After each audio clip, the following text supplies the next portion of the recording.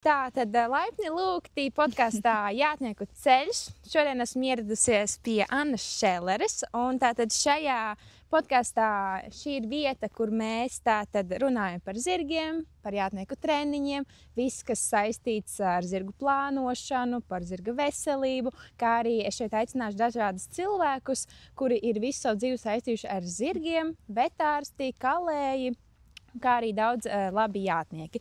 Un tātad šodien, kā jau teicu, esmu atbraukusi pie Annas Šelleres uz viņas skaisto mājas stālīti. Fonā redzat tātad viņas laukumu, kur viņa iestrādā savus skaistos jaunus dzirdziņus. Un Anna, lūdzu, nedaudz pastāst par sevi, ar ko tu nodarbojies, ko tu dari, kas ir šī pa vietu un kā tev visa dzīve saistīta ar zirgiem. Tātad, jā. Es esmu Anna, es esmu dzimusi Stālī, tā mēs varētu arī teikt. Jo es sāku, manai mammai piederēja zirgi jau no viņas agra vecuma, un viņa kaislīgi ar to vienmēr nodarbojusies, un līdz ar to arī es uzaugu uz Stālī. Man arī tas ļoti pašai patika, zirgi, un man vienmēr tas likās interesanti, un vienmēr gribēju sportot. Un attīstīt sevi, un savas zināšanas un pieredzi krāt. Man vienmēr tas ļoti patic, līdz ar to es arī jau ļoti agrā vecumā sapratu, ka es gribu nodarboties ar zirgiem. Un manas pirmās sacensības man jau bija 2,5 gados. Vadības maršruts? Vadības maršruts, jā. Mēs braucām uz Vaivaros, bija tādas reiterpīs sacensības, un agrāk tur rīkoja, un tad mana mamma brauca ar bērniem un ar reiterpīs klientiem uz sacensībām, un tad arī es piedalījos kopā ar visiem. Mamma man izveda vadības maršrutu, un mājās ir kaut kur avīzes izraksts ar pats jaunākais jātnieks, bija 2,5 gadi. Jā, un tā kā es sāku ļoti agri, un tad, vispār šis stāvs mēs esam Baldonē, un viss stāvs sākās no manas mammas pirmās zirga Telfas, ko viņa nopirkta, ka viņai bija, ja nemaldos, 18 gadi. Tu zirgu sauc Telfas? Telfa. Jā, zirgu sauc Telfa. Šis staļa nosaukums ir Telfas. Jā, šī staļa nosaukums ir Telfas, tieši viņai par godu, un arī lielākā daļa mūsu zirgu, kas ir mājaudzētie, viņi visi ir viņas maz bērni, jau. Un tā kā... Māma iesāka to visu, jā? Jā. Pirms mammas nebija neviens ar zirgiem saistīts īsti. Mums ģimenē vispār nav neviens saistīts ar zirgiem, un visi ir joprojām pārsteigti, ka mēs ar to nodarbojamies. Un par mums tikai pasmējās, bet viņi ļoti priecājās par mums, ka mēs darām to, kas mums ļoti patīk. Un mamma arī uzsauc šo stālīti? Vai... Jā, mamma agrāk īrēja vietas, dažādās. Viņa bija dažādās vietās. Mēs arī, tad, kad es piedzimu, mēs bijām citā vietā īrējām, tad mēs pārvācāmies mūsu veco stāvu, kur mēs īrējām. Un tad mēs šo stāvu uzcēlām 12 gadus atpakaļ. Man liekas, ka 12 tagad, jā. Ievācāmies mēs šeit ar 16 zirgiem tajā laikā. Jau tik daudz. Jā, mums jau bija paši izaudzētie tie zirgi? Jā, pārsvarā tad bija tikai mājaudzētie zirgi.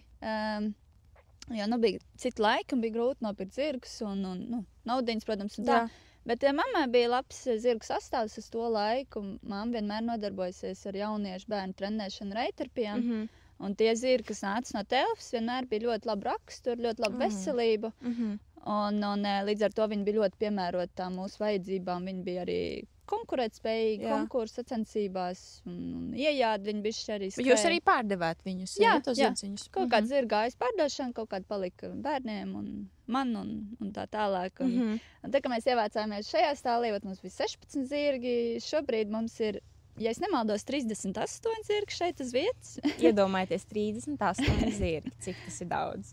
Jā, ļoti daudz. Un vasaras sezonā mums ir pār 40 zirgiem šeit. Jo tāpēc kā ārā var vairāk stāvēt vasarā? Jā, mūsu paši zirgi pārsvarā aiziet uz lielajām ganībām projām. Viņi dzīvo 24/7 ārā. Viņiem ir, protams, nojums, kur paslēpties no knišļiem, dunduriem. Jums daudz vispār dunduru knišļu tā? Jā. Mums ir ļoti daudz dunduru, lielo dunduru. Tā kā, šogad bija ļoti maz, ļoti laba sezona mums bija, bet iepriekšējais gads mums ir 10-15 lielie dunduru zirgu. Tā kā tas ir grūti. Jā, vasaras dienas vidū mēs parasti, kā mēs smējamies, ejam siestā, mēs ejam gulēt, un tad mēs strādājam vakar no rīta un vēl vakarā. Bet, un tad mūsu zirgi iet ganos, un vasaras sezonā es ņēmu zirgus uz tirgošanu no īpašniekiem un tā. Un tā kā mums nav manēžas, tad ziemas sezonā es parasti viņus sūtu mājās. Tos zirgus, jo tad ir grūti rādīt klientiem zirgus, tad man jāmeklē manēžu, kur aizbraukt. Un tas vienmēr ir sarežģīti, līdz ar to es mēģinu zirgus pārdot ātri vasaras sezonas laikā.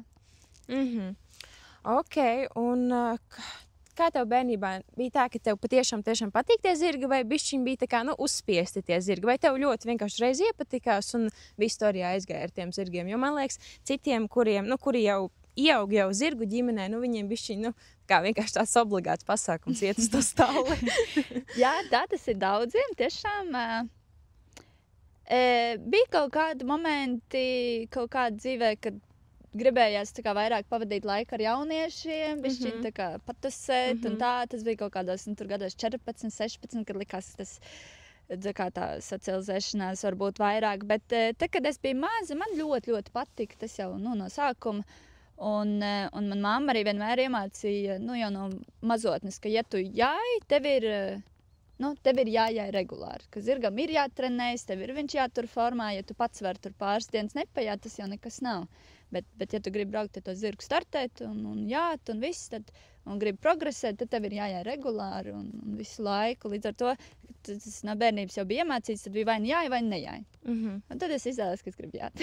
Okay, jā, tā ir ļoti svarīga lieta. Daudziem liekas, viņš atnāks, tad neatnāks, bet grib braukt uz sacensībām, grib lekt, bet īsti jau tā nevar. Tev visu laiku tas zirdziņš jātrenē, viņš arī nevar tā palikt viens pats stālī, un tagad tu atnāks pie viņu, viņš tur beigās čempions būs. Jā, tā ir. Labi, un kā tev... Es redzu, ka tu uz daudz sacensībām augstām brauc un lēc, un kā tev tas viss aizgāja, kā tu saprast, ka tagad ir laiks tur braukt uz ārzemju sacensībām, vai kāds satrenējies līdz tādam līmenim, kā tu tur nokļuvi? Kāds bija tas ceļš? Tas ir ļoti, ļoti garš ceļš. Tā, ja sākam, tad es sāku tos mazās sacensībās piedalīties, kas jau bija ļoti maziņi.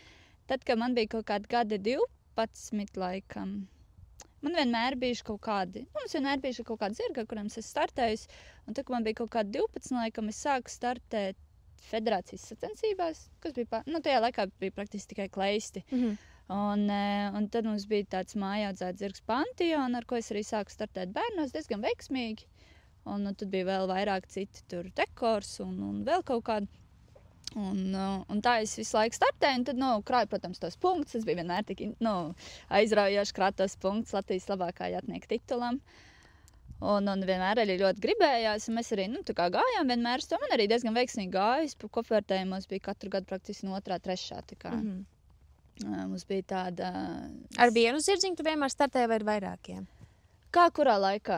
Tā kā atkarīgs, pārsvarā bija, man aptuveni bijuši vienmēr 2 tādi stabili sporta zirgi, bet, atkarīgs, protams, vienam tur kaut kas notiek, vai tiek pārdots, tad cits, tā atkarībā. Bet, ja tu startēji ar vairākiem zirgiem, tad tev vairāk punkti tā kā skaitās? Nē, tur kā kuru gadu bija, ir citreiz tā, ka tad, kad tu piesaki pirmo zirgu, kur tu piesaki tas krāja punkts, pieņemsim, Lietuvā bija labākais rezultāts, krāja punkts. Tur dažādi, kā kuri pieņemts. Bet mums Latvijā, man liekas, vienmēr bija tā, ka pirmais zirgs, kur tu piesaki, tas krāja punkts. Jā. Un tad bija jāizdomā, kurš tad būs tas labākais un labāk izstartēs. Un tad man arī bija iespējas, mamma bija izaudzējusi labs zirgus, man bija arī zirgi junioru vecumā, ko es varēju startēt. Tas bērni, tad, kad tā salīdzināšanai tīri bērnu vecumā mēs startējām, mēs bijām kaut kā 30 bērni, man liekas, tajā laikā, kas ir, tajā laikā bija 1,10 m maršruti. Un tad mēs startējām junioros, mēs bijām aptuveni 10 palikuši jātnieki, 10, 8, kuros mačos, kam bija zirgi, kam nebija. Un tie bija maršruti 120, man liekas. Laikam tajā laikā lēca 120, 125. Un man bija izaudzējis labs zirgs. Tajā laikā man bija Alders un Lavanders, kas bija tādi ļoti, ko es pat arī biju gatavojis. Tie tavi izaudzēti, mammas izaudzēti. Jā, visi tie zirgi bija mammas audzēti un paši gatavoti. Es pati mācījos un gatavoju viņus un lec un jāja. Un arī junioros labi gāja, un tad, kad es gāju uz jaunajiem jātniekiem, pārgāju, tad arī man bija tie paši zirgi, un viņi bija arī spējīgi lekt 103, 135. Un tad ar viņiem es arī lecu tos jaunos jātniekus. Un tad, kad mēs startējām jaunajos jātniekos, mēs bijām palikuši 3 jātnieki. Tā kā, ir tas grūti. Parasti visiem problēma ar to, ka vai nav tie treneri spējīgi sagatavot tos jātnieks, vai nav tie zirgi, kas ir piemēroti, lai varētu iet augstāk. Vienkārši par to, cik ļoti tā latiņa krītās. Bet mums bija iespējas, un tad mēs arī startējām. Tagad mēs arī divas no mūsu vecuma grupas esam palikušas. Laura Penela, kas startē, protams, lielos maršrutos, un es praktiski no mūsu vecuma grupas, kas gāja visus tos gadus cauri. Un tad es sāku startēt pieaugušajos, un tad man bija arī ļoti labi sagatavot zirgi. Mums bija tajā laikā man iedeva viens audzētājs, ar ko mēs šobrīd sastrādājamies, arī Juris Astičs vēl joprojām. Un es ņēmu no viņa zirgus uz tirgošanu, un viņš man iedeva vienu ļoti labu ķēvi, kas viņam bija izaudzēta tāda Luanda startēšanai. Man tieši nebija tāda zirga, ar ko startēt sacensībās. Viņš teica, var ņemt šo zirgu, viņa ļoti labi, un startē, un tad mēs bijām nopirkuši. Man mamma bija uzdāvinājusi man vārda dienā vienu zirgu arī. Baigās dāvanīgas, ne? Gada vecu kastrātu, un tad jau viņam arī bija kaut kāda, man liekas, 7 gadi, un viņš bija 183 augumā. Ļoti liels. Ļoti liels, jā. Un tad man bija tādi 2 labi zirgi, ar ko es varēju lekt pieaugušajos. Šarmeurs un Luanda. Un tad man kaut kā vienmēr paveicēs ar labiem zirgiem. Man vienmēr bijuši tie zirgi, ar ko es varētu startēt. Un tad man bija tad tie 2 zirgi, diemžēl, vienlaicīgi vairs nevarēja startēt tajā līmenī. Un Luanda mums ir palikusi kumeļmātēs tagad. Jau ir 3 kumeļi. Un Kašmirs pārdeva uz ļoti labām mājām. Sapņu dzīve. Viņam ir tepat Latvijā. Un tad atkal Juris Astičs man piedāvāja ļoti labu savu Vaislas ērzeli. Viņam tad bija 7 gadi. Viņš bija bišķiņ jāts, bišķiņ kaut ko lecis, sabiedēts, bet ļoti labs zirgs, jo te varēja redzēt, un tas ir man šī brīža labākais zirgs Čadlers. Un līdz ar to mēs sākām ļoti vēl, 7 gados viņš izlaica savas pirmās sacensības. Un tagad viņam ir 11 gadi, un mēs startējam līdz 145 centimetriem pagaidām. Mēģinām pierast pie šī augstuma. Bet tas traucēja kaut ko, ka zirgs vēlāk, piemēram, sāka trenēties? Tur 7 gados, kā tu pateici. Es uzskatu, ka nē, bet ļoti atkarīgs no situācijas. Tā kā ko tas zirgs ir darījis pirms tam? Pieņemsim, ja viņš ir bijis, viņi ir jājis kaut kāds amatieris, kurš viņu ir ļoti, ļoti sabiedējis, pieņemsim, tad ir jau grūti. Arī atkarīgs no tā paša zirga. Ja viņam ir tā vēlme lekt un iet un strādāt, tad viss ar laiku ir iespējams. Man ir bijuši daudz zirgu, kuri sākt vēlāk nekā ir tas atbilstošai tas vecums. Bet ja zirgu labi trenē un viņam ir tā vēlme lekt, viņa ātri diezgan aiziet augstumu. Tā lekšana pati pa sevi jau zirgam nav grūti. Ja viņam ir tas talants, viņš lec vienalga, vai tur ir metrs vai 130. Ja viņš ir spējīgs, tas ir vairāk par to, kā viņš jājās, kāda viņam tā attieksme, viņš grib to darīt. Kāda viņam apstākļi tā kā apkārt? Tieši tā, kāda apstākļi, viss sacensības, kāda pieredze, kāda jātnieks, treneris, tieši tā. Un tad jau atbilstoši arī, ja zirgam tiek dotas iespējas, tad jau viņš var arī vēlāk sākt. Tā, bet tad sanāk, kad tu pati šeit mājās, pati ar māmu esi visu satrenējusies, tikus līdz tādam līmenim, kā tu esi tagad? Jā, praktiski jā. Tā kā man mamma ir bijis mans lielākais atbalsts visus šos gadus. Viņa darīs visu, lai es varētu kļūt par labu jātnieku. Viss, kas bija iespējams. Viņa man mazai ielika ļoti labs pamats, kas viņai vissvarīgākais vienmēr ir uzsēde, kas man liekas ir pats pamats tam visam. Jāšanai ielika man labs pamats, cīņas par vēlmi strādāt, to, ka ir jāstrādā. Un viss ir iespējams, un vienmēr ir darījis visu, lai audzēju zirgus, lai es varētu jāt. Un tad, kad es biju tāda jaunāka, mēs sapratām, ka es gribu sportot. Un mums nebija tādas iespējas pirkt vairāk zirgus, bet jo vairāk zirgus tu jāj, jo lielāka pieredze. Jā, tieši tā. Un tad mana mamma gāja runāt ar Latvijas audzētājiem par to, ka mēs viņiem piedāvājam tādu opciju, ka mēs ņemam viņu jaunu zirgus, strādājam viņus un tirgojam. Un līdz ar to tā doma bija tāda, ka man būs daudz zirgu, ko es varēšu jāt un krāt pieredzi. Un mums bija arī vairāki zirgaudzētāji, kur bija ar mieru un bija priecīgi sastrādāties ar mums. Tās bija Zviedrbieras zirgi un 3 vītoles staļļi. Viņi tagad sauc Zirgu oāzi, jaunais saimnieks ir mainījis nosaukumu. Un zemnieks saimniecība Ragārs. Tie bija tie 3 staļļi, kas bija tie pirmie, kas deva man savus zirgus. Bija, protams, arī kaut kādi atsevišķi cilvēki, kaut kādi atsevišķi zirgi, bet tie bija tie, ar kuriem mēs sastrādājāmies daudzus gadus un kuriem es jāja daudz zirgus. Un milzīgs viņiem par to paldies.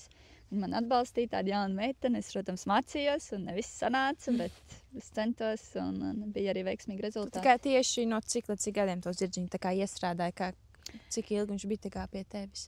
Es esmu no tiem jātniekiem, kurš tā kā man ir mājās vienmēr zirgi priekš manis pašas. Nu, bet es turu sev 2-3 zirgus priekš mani prieku, lai es varu sportot un jāt. Un zirgs, ko es ņemu uz tirgošanu, pirmais un galvenais ir viņus pārdot pēc iespējas ātrāk. Ir tādi jātnieki, kuri ņem zirgus, bet viņiem, pieņemsim, patīk, viņi grib viņus pieturēt kaut kādu iemeslu dēļ, viņi uztais viņiem lielāku cenu vai vēl kaut kā, nu, lai tie zirgi ilgāk palikt. Es esmu no tiem, kurš vairāk domā par audzētājiem un saprotu, ka viņiem tā ir tas, kas baro visus tos zirgus un viņus, un līdz ar to es vienmēr fokusējos uz to, ka viņus pārdot pēc iespējas ātrāk. Un es viņus ilgi neturu pārsvarā, ja ir labs tirgus, es paņemu, tad mēs ņēmām neapjātas zirgus, man mamma viņas apjāja. Viņa bija ļoti drosmīga vienmēr, es neesmu drosmīga, es nevienu zirgus neesmu apjājis savā dzīvē. Jā, nē, es galīgi neesmu tāda. Man, sportot, jā, bet savu veselību pasargāt. Jā, tieši tā, veselība un traumas, jā. Man arī bailes, es diezgan bailīga pat pēc sevis, un ir cilvēkam tas ļoti labi sanāk, un katram ir tas savs darbs, kurā viņš ir labākais. Tieši tā. Un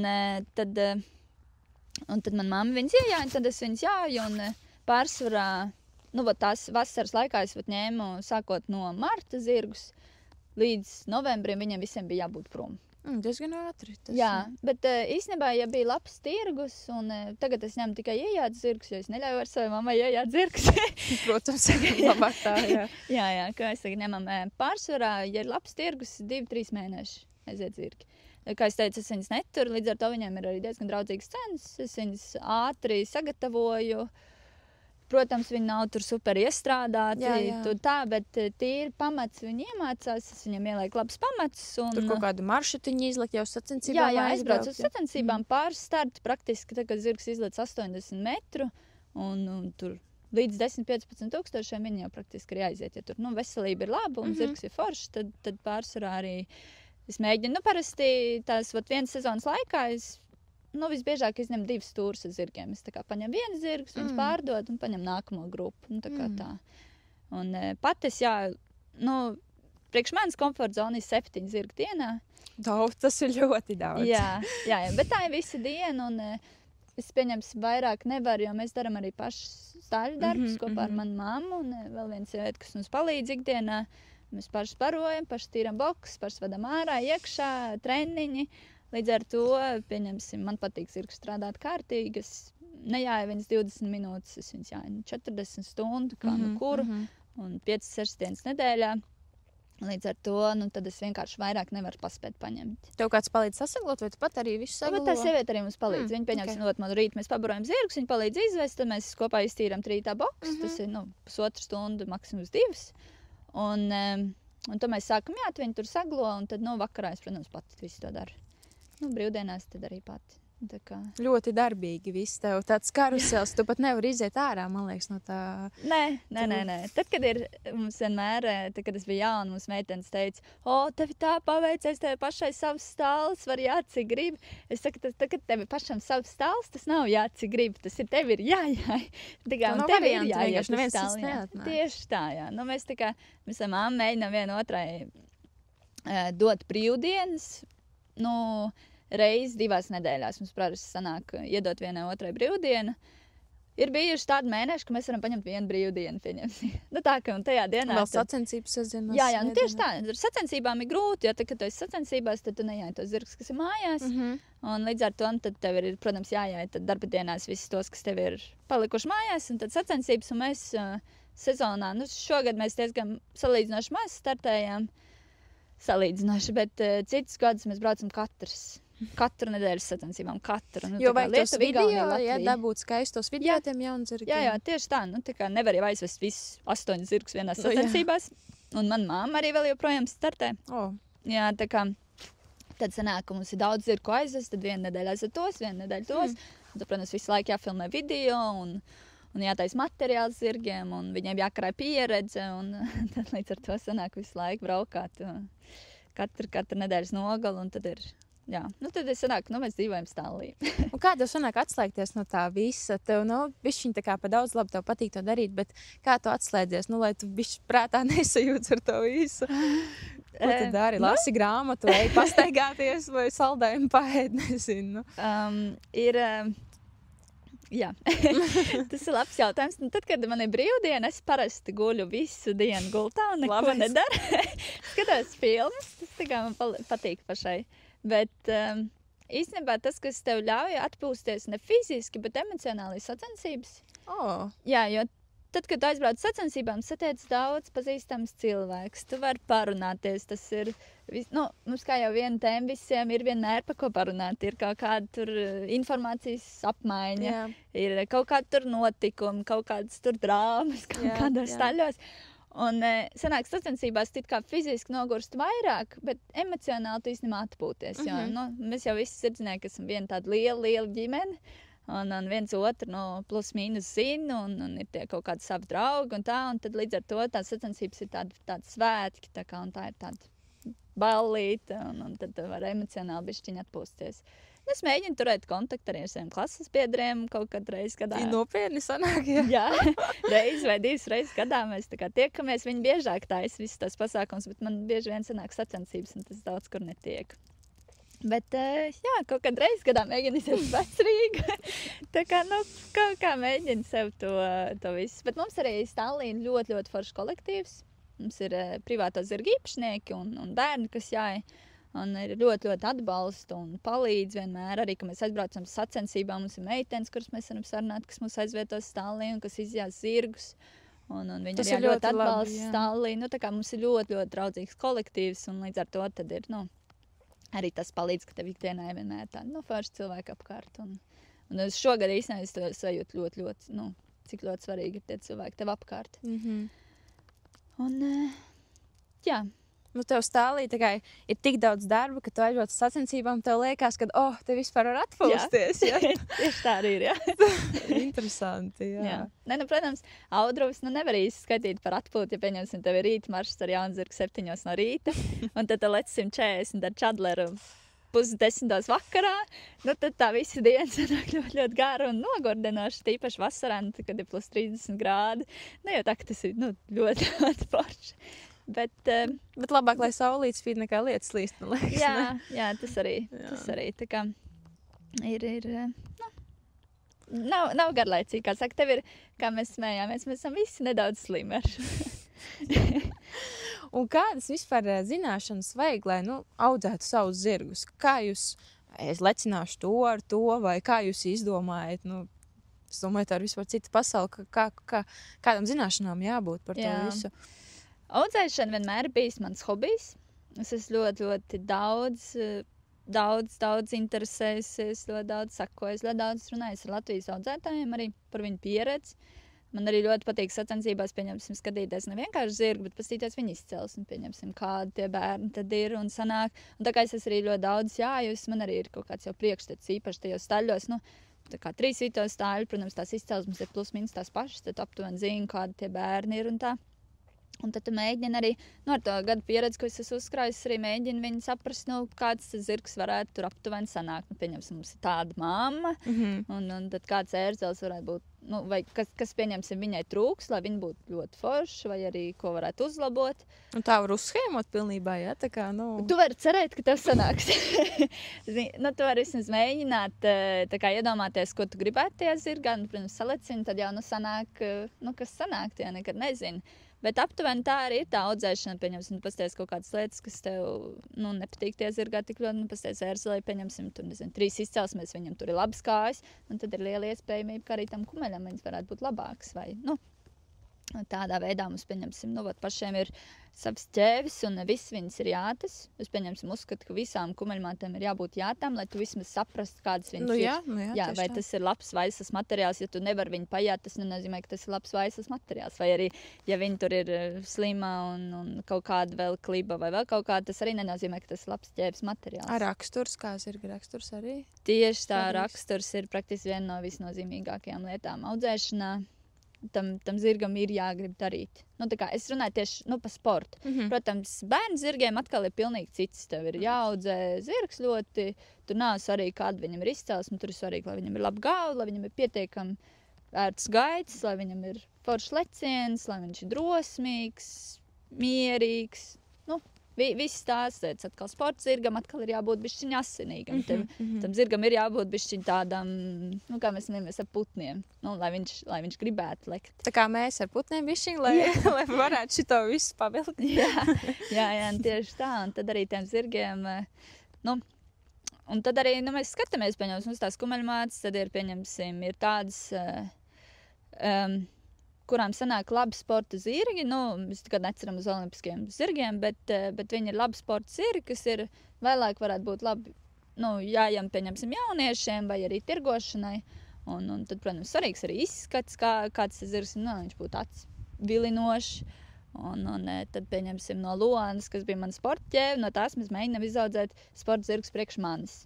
Jo, pieņemsim, es jau uzreiz zinu, ka viņi bija tik ļoti ar putniem, ka no viņas nesanāks bērnu zirgi. Viņa ir tik ļoti sportiska dāma un tāda asinīga un viņa bišķiņ bailīga un tā. Un tad līdz ar to, tad es ceru no viņas bērniem, mēs izvēlamies tur sporta ērzeļus, lai ar cerību, ka no viņiem varētu sanākt vairāk sportisti.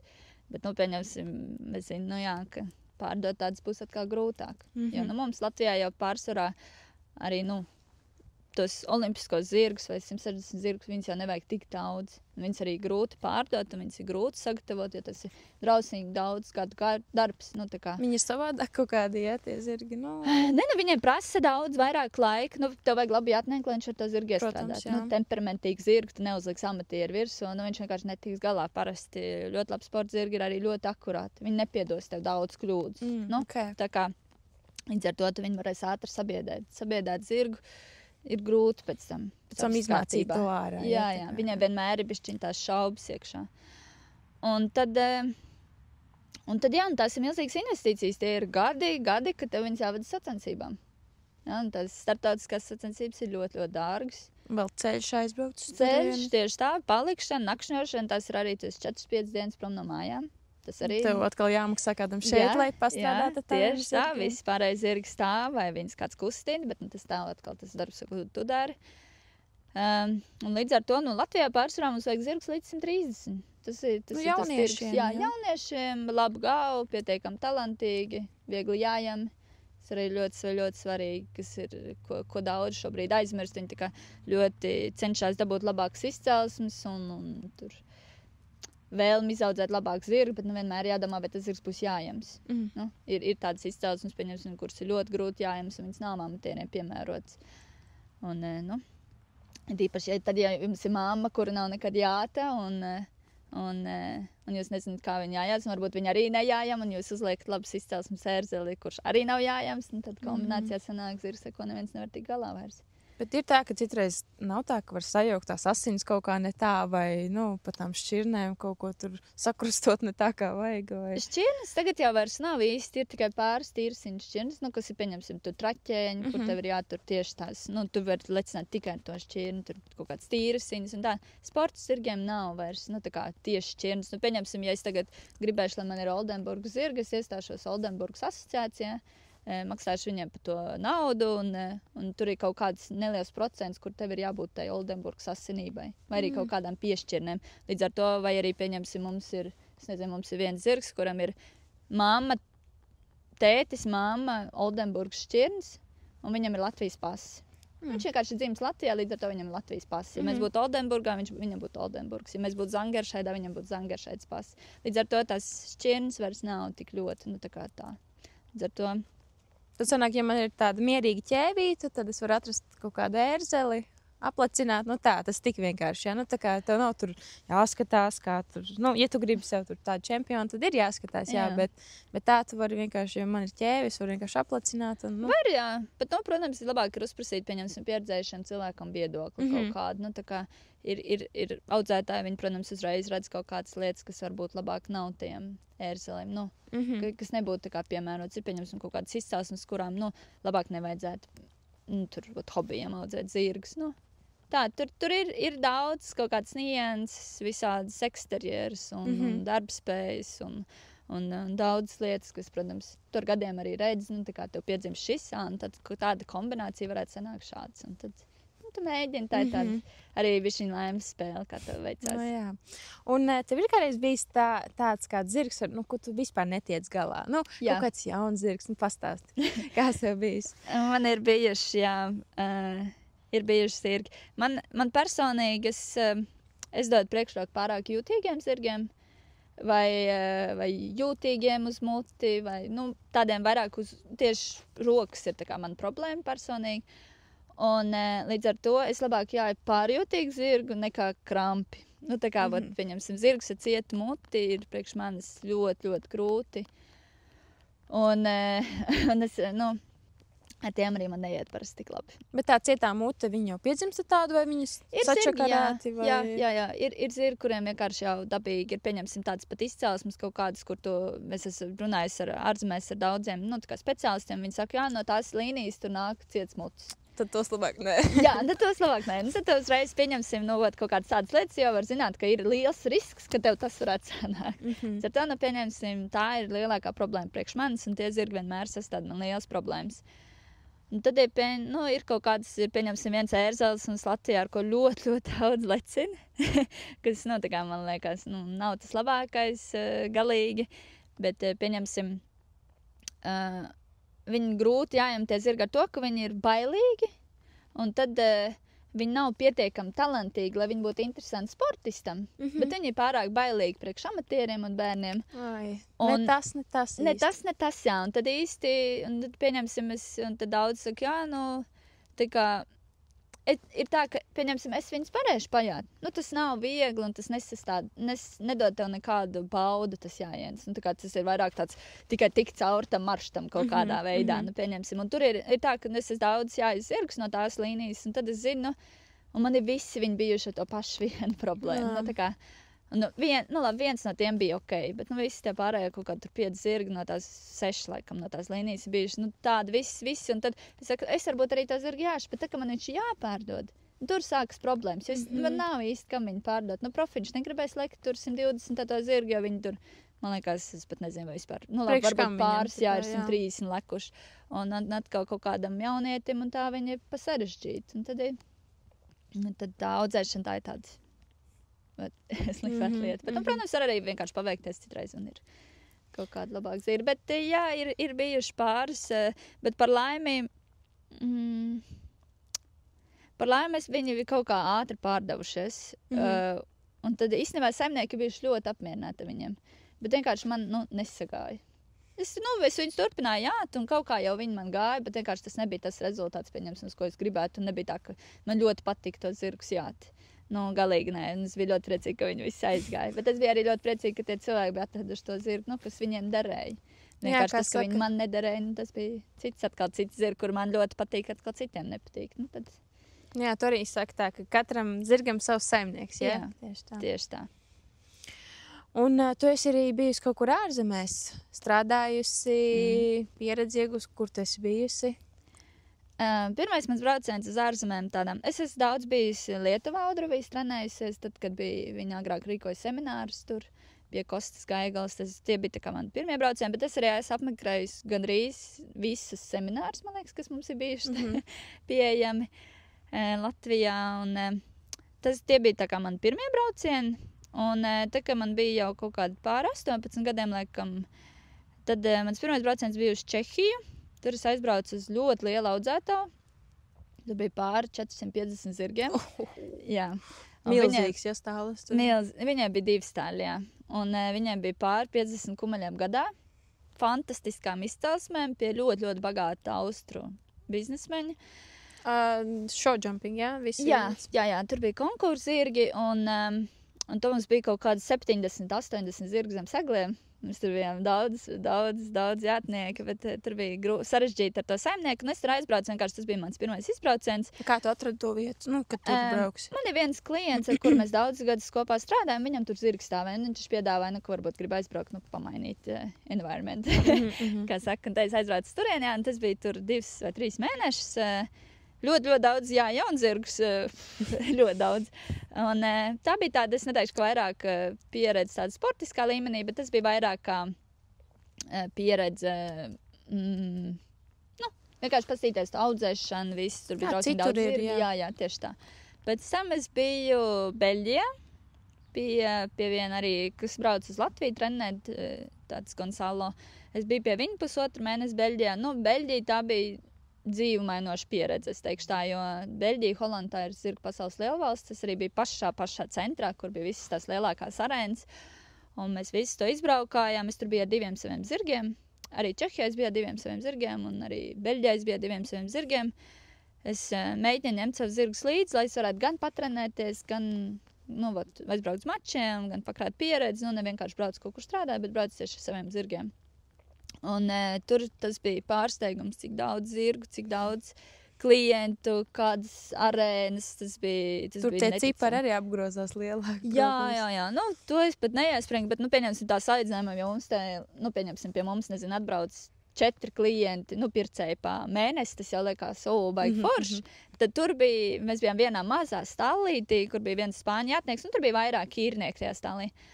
Un viņam atbrauc nedēļas laikā, man liekas, 10 pircēji. Tas bija tikai tas, ko es redzēju.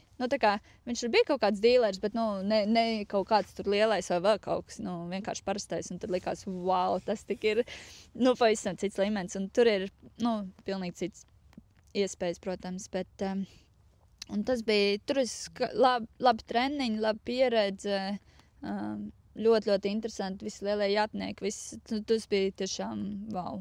Brauciens un tur startēt un viss. Kas ir tā galvenā lieta, kas atšķirās no Latvijas? Kaut kāda tāda lielākā, kas mums te nav, varbūt. Iespējas, jā. Treneri, zirgi, arēnas, ļoti daudz sacensību vietas, tie paši klienti, pircēji. Tas viss ir, tas viss, laikam, arī. Tur ir pilnīgi cits zirgu skaits. Mēs tā kā nevaram salīdzināt. Cilvēku, iedzīvotāju skaits, zirgu skaits, tas nav salīdzināms, pieņemsim. Tās iespējas mums te vienkārši neļauj. Un, kas ir, pieņemsim, pie tirgošanas, lielākā problēma, mēs esam ļoti tālu no vidus Eiropas. Tā kā, kad tu kaut kādiem pircējiem raksti, nezinu, tur Holandas vai Vācijas vai vienalga Francijas vai vēl kaut kas, viņi tā nejūsat ļoti tālu. Mēs esam tā kā ļoti tālu no visas tā lielā sporta. Kaut kur jāizbrauc ar to zirgu. Jā, tieši tā. Un tāpēc sanāk, pieņemsim arī lielo sportu šeit ir grūti. Mums ir tas līmenis, kas mums ir. Mums ir pāris lielie mači gadā. Lietuva, Igaunija. Un lielākā tāda valsts, kas mums ir, kur lielāks sports ir tā ir Polija. Tāpēc daudz lielie jātnieki brauc uz Poliju startēt, jo tur vienkārši ir tie maršruti. Pieņemsim, mēs arī runājam, man tagad ir viens lielais zirgs, ar ko es varētu startēt un lekt. Bet mums pat nav tie maršruti, kur tu varētu lekt augstāk. Ja? Mums ir, paldies Dievam, mums ir Lietuva, kur ir 140 tu vari izlekt. Un Latvijā mums maršruti ir 130, 135. 2 reizes gadā ir lielāka maršruta pasaules kausā un nacionālā čempionātā. Bet pa lielam, pat ja tu gribi sportot, te nav kur.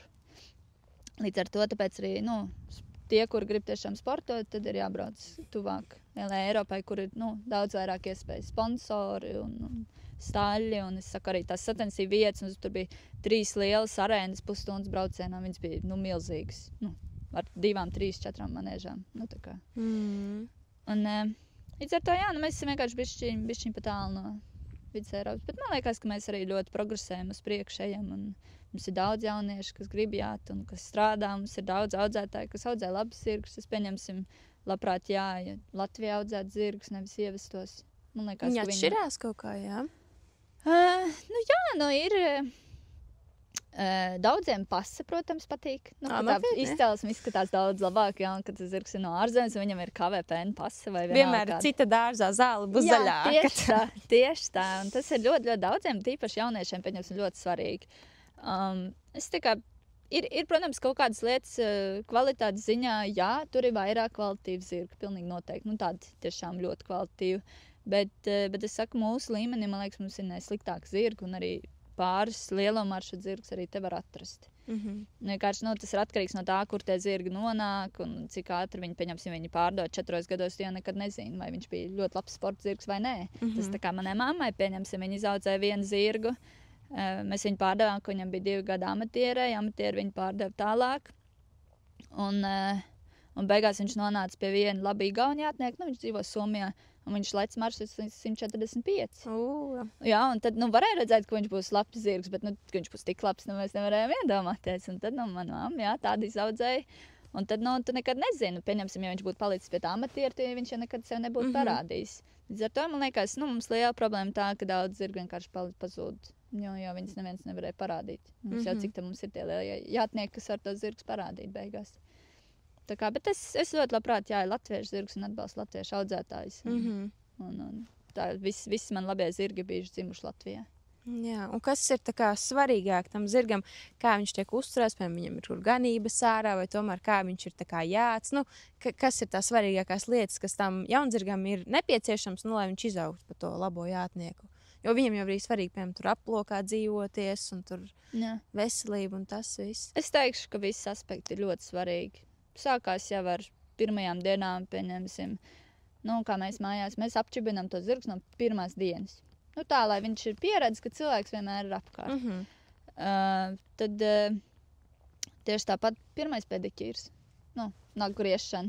Mēs jau pirmo reizi griežam nagus apīlē, protams, tur nav ko daudz griezt 2 mēnešos. Tad, pieņemsim, ja zirgam ir kaut kādas jau, tur redz kaut kur kājas šķiebjās vai vēl kaut kas, tu jau laicīgi var viņas iztaisnot. Kamēr viņi maziņi, tu vari vēl pietaisnot tās kājas, bišķiņ, lai viņas ir labākas, un tad nākotnē, protams, tev mazāk risks traumām. Tas jau ir pats pamats bērnībā, tur laicīgas attārpošanas, vitamīni. Maziem zirgiem ir daudz jākustās, aploks, jo vairāk viņi ārā, jo labāk. Un tāpat vitamīni, laba barošana, labas ganības. Un tāpēc nākamais etaps, tad, kad viņš ir izaudzis, iedot viņu kārtīgam cilvēkam uz iejāšanu. Tad veiks, kā iejās zirgi, tāda viņa būs tā pirmā pieredze ar jātnieku. Tas ir ļoti, ļoti svarīgi. Nākamais etaps ir iedot cilvēkam, kurš viņu sagatavos sacensībām, pirmajām, lai tā pirmā pieredze ir ļoti veiksmīga. Ja, pieņemsim, tev būs jātnieks, kurš nebūs pārliecināts par to, ko viņš dara, tas zirgs arī nebūs pārliecināts par to, ko viņš dara. Jo viņam, viņš atcerās slikto labāk, zirgs. Jā, noteikti labo slikto, visi viņi tā kā atcerās, bet viņi, pieņemsim, tā kā es smējos, man citreiz meitenes prasa, vai tev nav bail dot savus labos zirgus bērniem. Es saku, sliktākajā gadījumā viņi var iemācīties stulbības. Jau tā, ka tu vienu treniņu laikā to zirgu sabojās. Nav tā. Bet, viņš var iemācīties kaut kādu niķi, pieņemsim. Tur neies uz priekšu. Jā, tieši tā. Un tur, pieņemsim, kaut kādas tur stojkošanās vārtos. Bieži vien redz, ka zirgi negrib iet laukumā. Tas ir īstenībā, pārsvarā, cik man pieredze rāda, tas ir pirmais moments, kad zirgs rāda, ka viņš negrib iet laukumā. Tev ir pareizi jānorēģē. Jāļauj viņam iet. Un jāspiež viņam iet. Tā kā. Un ko dara cilvēki? Parasti paņem pavads, paši saspringst, kājas nav.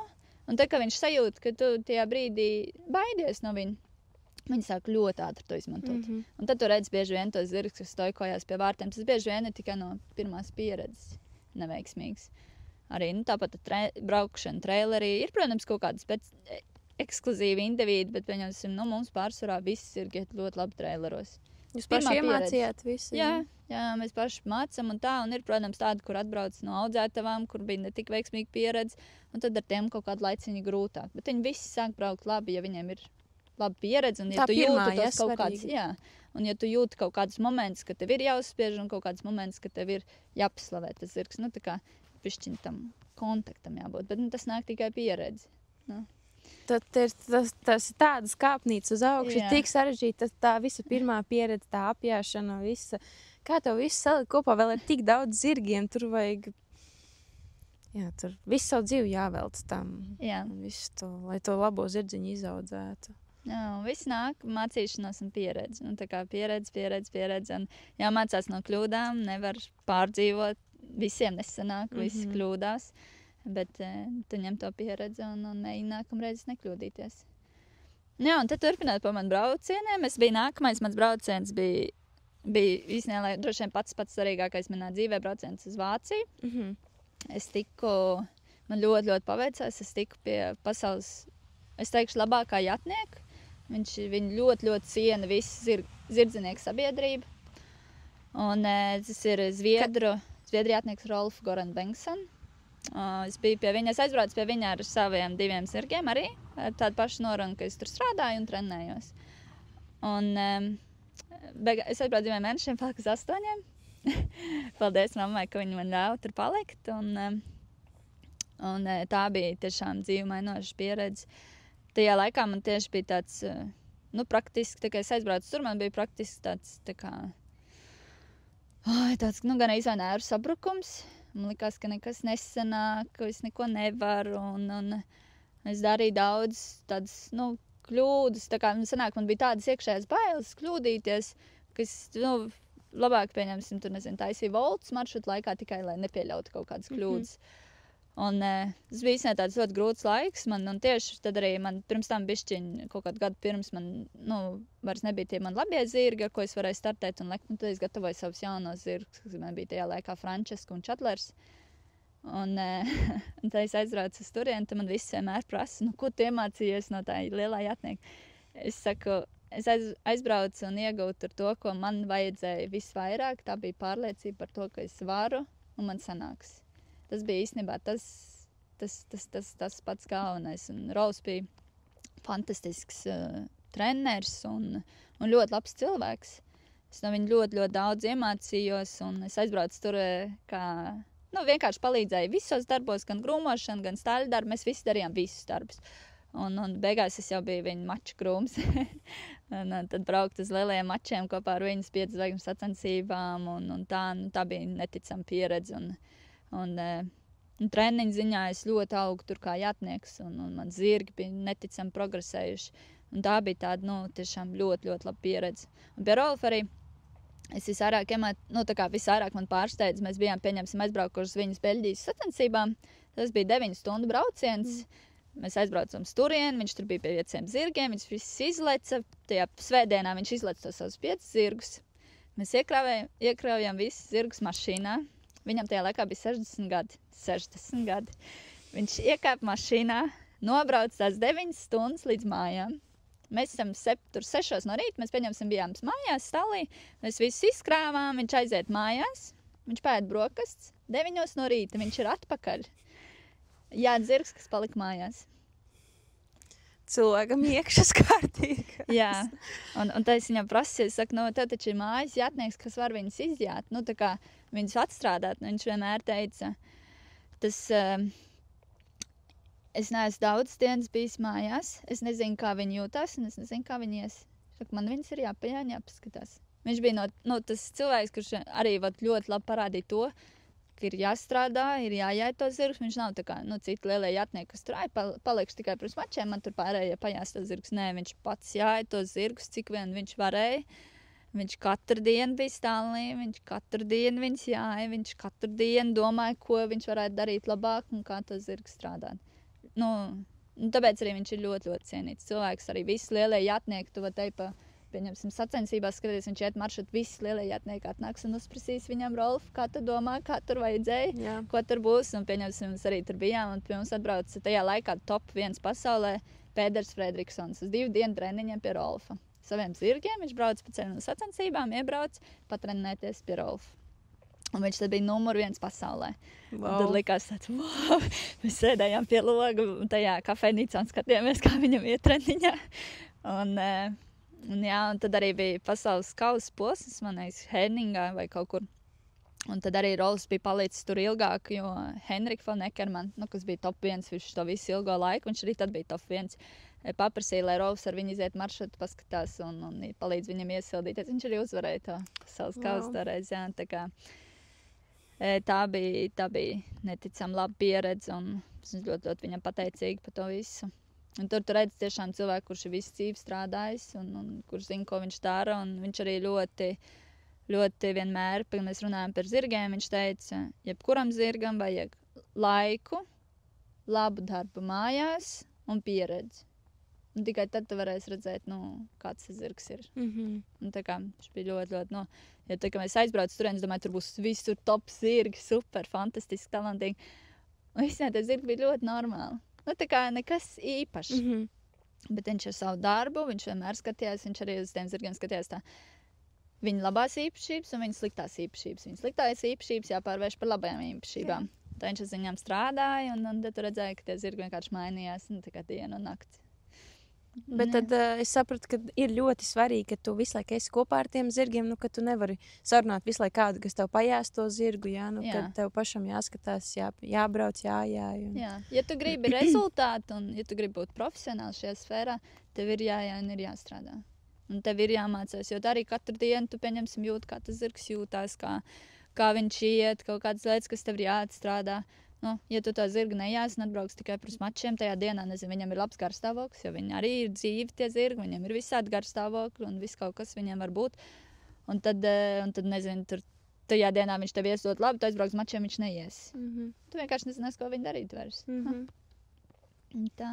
Un kā vispār var tikt uz tādiem staļiem, pie šādiem jātniekiem, uz to pieredzi? Piemēram, es gribētu aizbraukt. Kā tu viņam sazinies, vai tu caur pazīstamajiem, vai jebkurš cits, ja gribētu? Kā atrast to īsto stālītes, kurien aizbraukt? Tas ir ļoti sarežģīti. Es personīgi liku Facebookā sludinājumus, ka es meklēju iespēju, kur aizbraukt. Un tā, kas man bija lielākā problēma ar saviem zirgiem. Tā ir pirmā problēma, kas ir parasti meklējot kaut kādu vietu, jo ne īsti grib ņemt savus zirgus vienu un kur nu vēl divus. Un otra lieta bija, es vienmēr braucu uz īsu laiku, ja es gribu braukt mājās. Tā kā es gribu patrenēties, pastrādāt, palīdzēt kādam un es gribu braukt mājās. Un līdz ar to uz īsu laiku ļoti reti, kad kāds grib ņemt. Un man toreiz ļoti noveicās pie Rolfa. Šobrīd es vēl neesmu, man nav bijis tāda iespēja, ka es varētu pie viņa aizbraukt atkal, jo viņiem tā kā nav vajadzīga tā palīdzība. Bet tajā laikā, kad es viņiem uzrakstīju, tas bija tieši pirms Ziemassvētkiem. Viņi bija ielikuši sludinājumu World of Show Jumping mājaslapā, ka viņi meklē jaunzirgu jātnieku. Un es redzēju, ka tur ir Rolfs Stāls, un es domāju, pie tāda cilvēka tikt būtu tik fantastiski. Un es domāju, es noriscēšu, un es viņiem uzrakstīju, un es uzprasīju, ka varbūt jums vajag palīdzību ikdienas darbos, ka es zinu, es kā jātnieks, bet mazums, kā staļos, vienmēr vajag palīdzību. Viņi teica, jā, un tieši tajā laikā viņiem mainījās tie cilvēki, kas pie viņiem strādāja daudz gadus, gāja prom visi. Un viņiem bija tieši tā komandas maiņa, un viņiem vajadzēja palīdzību, īpaši, kā Ziemassvētki, jaunais gads svētkos, visi gribēja kaut kur aizbraukt un tā. Un tad viņi man ļāva aizbraukt uz turiem, mēs kaut kā tā labi norunājām, viņi tā kā ļāva man arī tos zirgus paņemt, viņiem bija tad brīvas vietas. Man reāli ļoti noveicās tajā brīdī. Un tad, kad es tur aizbraucu un sāku strādāt, tad viņi teica, ka viņiem ļoti patīk, kā es strādāju un tā atbildības sajūta un viss, un viņi man piedāvāja palikt ilgāk. Un tā es tur paliku, tos 8 mēnešus. Izklausās tāds brīnišķīgs stāsts. Jā, tas tiešām... Tā ļoti noveicās. Arī Kristaps Nertnieks brauc trenēties pie Rolfa. Dažreiz, kad viņš teica, ka viņam ir kaut kādas iespējas un ka viņš konsultējas ar viņu. Un Rolfs teica, ka Kristaps esot ļoti labs jātnieks. Jā? Wow. Jā. Baigi forši. Kā tu vispār redzi Latvijā mums, kā mēs šeit varētu vairāk attīstīties un lai mums vairāk būtu šīs sacensības vai labāki zirgi vai labāki jātnieki? No tava skatu punkta, ko mēs varētu darīt labāk? Kas mums ir droši vien lielākā problēma mums ir ļoti maz treneru, tādu labu treneru. Pieņemsim, es trenējusies pie daudziem treneriem, tur pišķiņ vairāk, mazāk. Kas man ielika visvairāk, tā bija Maireleja. Mēs esam arī pa Mairu, protams, visi zina Mairu. Maira ir pats labākais jauniešu treneris, ko tu var atrast. Pilnīgi noteikti viņi ieliek fantastisks pamats, viņi ir ļoti piekasīgi pie detaļām, kas ir mūsu par tā ļoti svarīgi. Viņi ļoti zinoši, ļoti pieredzējusi. Viņi noteikti ir viens no tiem ļoti labajiem treneriem. Tad, kad es nojāju pie viņas 3 gadus, tad, kad es atgriezos no Vācijas, es domāju, ka kaut ko vajag mainīt. Es sāku jāt pie Aigara Bregšas. Viņš arī ir ļoti labs treneris. Es pie viņa nojāju 1 sezonu. Bet ļoti labi treniņi, ļoti mierīgi, ļoti forši. Viņš arī ļoti pieredzējis jātnieks. Un tad šobrīd es šogad trenējos pie Danielijas Gutkauskas. Viņš ir lietuviešu jātnieks. Pats startēja Grand Prix, kas ir ļoti, ļoti, protams, svarīgi. Arī tas, ka tu tiecies uz to augstumu, ka arī tas jātnieks tomēr lecis to augstumu. Viņš arī labi trenē, un kas arī liels pluss viņam, ka viņš brauc uz sacensībām pats. Līdz ar to viņš vienmēr ir tur, un tu vienmēr var uzprasīt viedokli un tā. Bet, tā kā jauniešu iesācēju treneri mums ir daudz. Un it īpaši tos es esmu ļoti daudz semināros redzējis, ka viņi visi grib mācīties, viņi visi grib attīstīties, kas ir ļoti, ļoti liels prieks. Arī par tevi liels prieks, Paldies. ka tu visu laiku mācies un es tev visur redzu. Un tas ir ļoti, ļoti svarīgi, bet mums arī bērnu un jauniešu treneri ir labi. Bet tad, kad tu gribi jau kaut kur augstāk, tad tā ir problēma. Paduries bišķiņ, ka nav kur. Jo mums arī jātnieku ļoti maz, tā kā lielam līmenim ir ļoti, ļoti maz. Un arī, kā mēs visi zinām, labs jātnieks nav labs treneris, un tieši arī otrādi, varbūt tas jātnieks nav tik labs, bet viņš var būt ļoti labs treneris. Tā ir tā pirmā lieta, kas ir otrā, labi sagatavot zirgi. Zirgi mums ir daudz, bet nav, kas viņus gatavo. Ja? Tā kā vai nav tiem audzētājiem finanses, lai tos zirgus iestrādātu, tā kā gatavotu un tirgotu. Un tad tajā pašā laikā, pieņemsim, maksātspējīgi jātnieki grib, jaunieši grib zirgus ar tām ārzemju izcelsmēm, ko es te teicu, un kaut kur meklē tās zirgus labākas. Līdz ar to mums šeit ir grūtāk viņus pārdot. Pieņemsim, es esmu visvairāk zirgus pārdevis Igauniju. Tieši jauniešu jātniekiem. Jaunieši ļoti daudz, jaunieši Igauni pērk zirgus sev. Bet vienmēr tā liekas, es nopirkšu citās valstīs, tur labāk. Arī tāpat kā mašīnu, ko pērk. Nopirkšu Igaunijā, tur labākas. Jā. Varbūt jā. Bet tā kā, mums ir maz, kas gatavo arī tos Latvijas zirgus, pieņemsim, protams, kāds kaut kad nopērk kaut ko, un tad viņš gatavo, bet tas ir ilgu gadu projekts.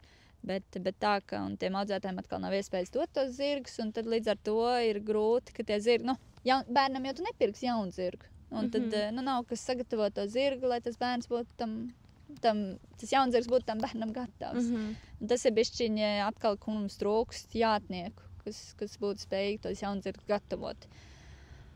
Un, kas attiecās uz bāzēm, tas jau viss ir uz bagātu sponsoru pleciem. Tā kā tiem, kuriem ir tā vēlme un iespējas uztaisīt, tāpat Lietuvā un Igaunijā visas tās lielās bāzes, viņas ir praktiski vai tie bērnijai, un tie bagātie vecāki gribēja, lai viņiem ir tā bāzi, tāda laba uz vietas, vai tad vienkārši kaut kāda entuziasma tur, un tas viss ļoti, ļoti patīk. Tad mums noteikti arī, cerams, vairāk un vairāk piesaistīsies cilvēki, kuri būs ieinteresēti uzcelt. Mums ir vairāk forši staļi, bet ne visur, daudz kur netais mačs, un dažas vietas ir nolaistas, kuras zina, ir viena fantastiska liela manēža vienā vietā, bet tur nenotiek nekas gadiem. Jā. Tā kā. Bet tāpat mums jau ceļās vairāk un attīstās, un pat Inčkāns ļoti liela bāze mums ir, un nevajag jau arī viņas tik daudz, tās lielās ir jau forši, ka mums ir tik daudz tie mazie mači, tagad vasaras laikā ir tie mazo stāļu mači ļoti, ļoti daudz, kas ir forši, un tu varēji gan jaunzirgus aizvest uz turieni, gan bērns, un tās lielās bāzes, viņas nav arī vajadzīgas tik daudz, mums nav tik daudz tā lielo jātnieku, lai visi viņas varētu startēt. Pašas Audrovas ir ļoti, ļoti tuvu, un Igaunijā jaunas bāzes arī ir kaut kādas. Tā kā viss notiek, viss iet uz priekšu. Zirgi paliek labāk, jātnieki arī labāk, treneri attīstās, aug. Tā kā es domāju, ka mums sējam tikai uz augšu. Tu jau visotrais cilvēks, kas Mairu paslēja. Natālija arī slavēja Mairu, tagad tu arī. Jā, Maira man arī ļoti. Man patīk, ka viņa ir tāda, tā kā stingra ar savu raksturiņu, un tomēr, ja tu gribi būt čempions, tu nevari tur trenēties, tev vajag, ir treniņš, tā kā viss tam jāpievēršās, un arī es pati vietlieti kā trenējos, man arī treneris, ja viņam nepatīk, man kaut kas sanāca, viņš man to tā kā pasaka, vai kā labāk trenēties, un tad arī tu vari nopietni trenēties, ka viņai ir tāds savs, Jā, viņa ir sportists treneris. Viņa nav amatieri vai kaut kāda hobija jātnieki. Nē, viņa tiešām tiem, kur grib sportot un kur grib attīstīties. Tad tev ir bišķiņ jāsaprot, vai tu esi tam gatavs vai nē. Vai tu gribi, vai tu negribi. Jā, tieši tā, jā. Bet, citi varbūt negrib būt sportisti. Viņi vienkārši palikt, aizbraukt tur 80 centimetrus. Tieši tā, jā. Tāda ir ļoti daudz, un tādiem arī jāmeklē atbilstoši treneri un atbilstoši stāļi, atbilstoši zirgi. Ne visiem jābūt čempioniem, ne visiem ir jābrauc mačiem. Nu, jā. Tas ir grūti un nav viegli. Un tā. Nu, labi, kāds būtu tavs viens padoms ikvienam kādam jaunietim, kurš arī vēlās tā kā tu aizbraukt tur trenēties vai uz lielām sacensībām vai veidot savu stāli, kas ir tas, ko tu ieteiktu tieši šajā sporta veidā? Visvieglākais veids ir, ja tu piedzimsti ģimenē, kur ir zirgi. Bet, ja tu nepiedzimsti? Tas būtu mans ieteikums, jā. Kas varētu būt... praktiski tev ir jādod viss zirgiem, es teikšu tā. Jo tev ir tiešām ļoti, ļoti jāgrib. Ir ļoti daudz momenti, kad ir grūti, kad tu sāc zaudēt savus draugus, jo tāpēc, ka tev nekad nav laiku aiziet kaut kur aizbraukt, kas bija īstenībā ļoti grūts laiks, kad es biju jauna, kad viss kaut kur sauc jaunieši, vai aizējam, kaut ko padaram, man vienmēr mači, man treniņi, man vēl kaut kas, un tad tu palēnām, protams, tas cilvēks zaudē. Tas ir tāds brīdis, kad tev ir jātiek pāri, īpaši kā jaunietim, tas liekas ļoti svarīgi. Bet īstie draugi jau paliks. Jā, bet zin kā arī. Protams, tieši tā, jā, bet arī ar tiem normāliem cilvēkiem parasti jau nav īsti daudz par ko parunāt. Jā. Ja viņam ir cits intereses, un tad tev ir zirgi, bet... Jā, ļoti, ļoti ir jāpatīk tam, ko tu dari. Es arī uzskatu, ka vajag visās sfērās, pieņemsim tāpat audzēšana un daudz jārunā ar cilvēkiem, jākomunicē. Tu nekad nezini, kad kaut kādas iespējas parādās. Ir jāmēģina, jāņem arī tās iespējas, kas varbūt liekas netik foršas no sākuma. Tā kā es aizbraucu pie Rolfa, un tad, tur tīrīja boks un ved zirgus ārā un tā. Tā kā tas nav tāds sapņu darbs, varbūt es jau tajā laikā lecu 135 maršruts. Bet pēc tam tev parādās visas iespējas, un tad, kad tie cilvēki redz, ka tu esi sev pierādījis, tev arī rodas kaut kādas iespējas. Ņemt visu, ko šī dzīve piedāvā, un tāpat tās treniņi un semināri. Es uzskatu, ka semināri ļoti, ļoti noderīgi. Ir jātrenējas, jāņem tas labākais no tā katra trenera, un uz savu stāli es noteikti iesaku, var arī pie mums atbraukt kādreiz, pieņemsim nedēļu no vietas vai kaut kādu laiku, pastrādāt stālī tā, kā tas ir, tad, kad tas ir tavs stālis. Labi izmēģināt ideja, to dzīvē. Tā kā tas ir, ka tev ir tie zirgi, kur tev vienmēr gaida, viņi vienmēr grib ēst, viņi vienmēr grib ārā. Tas ir jāizdzīvo, un tad tu vari saprast, vai tas tiešām ir tavs. Jo viena lieta ir dzīvoties pa stāli, atbraukt kaut kad pajāt, kaut kad palīdzēt, un otra lieta ir tad, kad tev viņi gaida katru dienu. Tas nav tā, ka tu vari paņemt brīvdienu kaut kādu dienu, jo vienkārši mums šodienas apgalva, un man negribas iet ārā, vai arī līst lietas, vai krīt sniegs, jo tā kā mums nav manēžas, tad visās laikapstākļos tev ir, diemžēl, ja tam zirgam ir jākustās, mēs jājam gan lietu, gan sniegā, gan -10, gan -15 grādos pa ledu un sniegu, un tu nāc un strādā, un... Bet tā atšķirās tie uzvarētāji no tiem, kas varbūt grib, bet nav iekšā tas tik ļoti. Tev vienkārši ļoti jāmīl, jāgrib tas viss. Jā. Tu varbūt arī netik, pieņemsim, man vienmēr saka, tur jātniekam jābūt ļoti talantīgam. Tas nav pat īstenībā. Talantīgam vienkārši ir vieglāk. Tam, kuram ir kaut kāds dabas dots talanti, tur nezinu, ļoti labi acis uz distancēm vai ļoti labi sajūta. Tas ir uz to, cik arī tas, kurš nav tik talantīgs jātnieks, viņš ar savu darbu var sasniegt daudz. Ļoti, ļoti daudz. Pat vairāk nekā tas, kuram viss nāks viegli, un viņš vienkārši arī viegli uz to attieksies. Tas ir svarīgi, lai tu gribētu. Jā, tev vajag gan talantu, gan to gribas spēku, bet tas gribas spēks citreiz pat ir svarīgāks. Jā. Un, protams, arī īstās iespējas, īstos zirgus un īstos cilvēkus apkārt. Tas arī, diemžēl, ir un finanses mūsu sportā, protams, ļoti, ļoti svarīgs. Bet, kas vēl tāds? Laikam arī viss, jāņem visas iespējas, kas tiek dotas. Jāmēģina. Mums vēl Latvijā tik maz tās iespējas, tad jāpaņem viss, ko mēs varam, Jā, bet ir vietas, kur viņas ir vēl mazāk. Tā kā jāpriecājas par to, kas mums ir, un tāpat tās ļoti daudz īstenībā attīstās. No tā laika, kad es jāju bērnos, un šobrīd tu nevari salīdzināt. Tas attīstības līmenis ir ļoti audzis. visās sfērās, gan kur ieejāja cilvēki, gan zirgu stāļi ir labāki, gan laukumi labāk, gan sacensība vairāk. Ir daudz, kas ļoti attīsties, ir treneri pieredzējušāki, ir jātnieki vairāk. Ir īpaši jaunieši attīstās un tik spēcīgi, pieņemsim, kā tagad ir juniori, un mēs nebijām tik spēcīgi. Nu, tā kā tu redz, ka ar laiku viss iet uz priekšu. Nu jā, ka es domāju, arī ar šo noti pabeigsim. Paldies, Anna. Ļoti skaisti stālīt šeit, tāda ļoti laba aura noteikti. Ja grib pastrādāt, var atbraukt pie tevis, ja patīrīt boksus. Jā. Tie, kas strādā biroja darbu, var noteikti nākt pastrādāt. Tas ļoti labs sportiņš. Tā ir ļoti mierīgi. Jā, ir forši. Mums ir tie klienti, kas te tur rīcinieki, pieņemsim zirgs. Viņi daidz atbrauc šajien, lai atslēgtos no ikdienas dzīves. Jā. Cik jums ir kopā zirgi? Man liekas, ka 38. Kur jūs viņus liekat? Daži dzīvo, daudz dzīvo. Nu, jā. Visiem mēs esam pārbaudījuši to, ka jaunzirgiem dzīvojot ārā daudz labāk rengeni nekā tiem, kas stāv iekšā un kurš te baro visādām dažādām piedāvām. Mēs viņus, protams, piebarojam klāt, bet nesalīdzinām labāk rengeni. Jā, viņi jau ir domāti vispār, lai ārā dzīvot. Jā, labi, varbūt ne mūsu platuma grādos. Tā kā sporta zirgi. Jā. Pieņemsim, sporta zirgi, protams, visi stāv iekšā.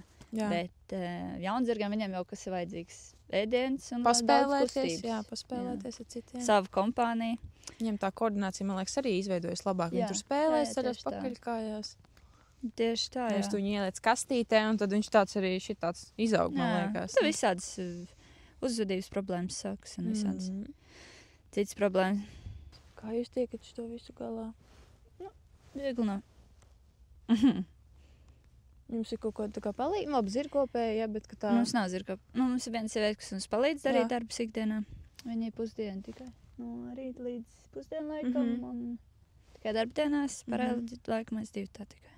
Wow. Jā, ir kosmos traki. Uz bišķi pa daudz zirgi. Ja. Kā jūs vispār uzcēlāt šo visu stāli? To ar mammu cēli vai kā viss šis notikās? Jā, īstenībā mums ļoti neveicās. Tā kā manai mammai vienmēr bija sapnis par savu stāli un daudz gadus, man liekas, jau kaut kāds 28 gadus atpakaļ mums bija iespēja nopirkt šo zemes gabalu manai mammai.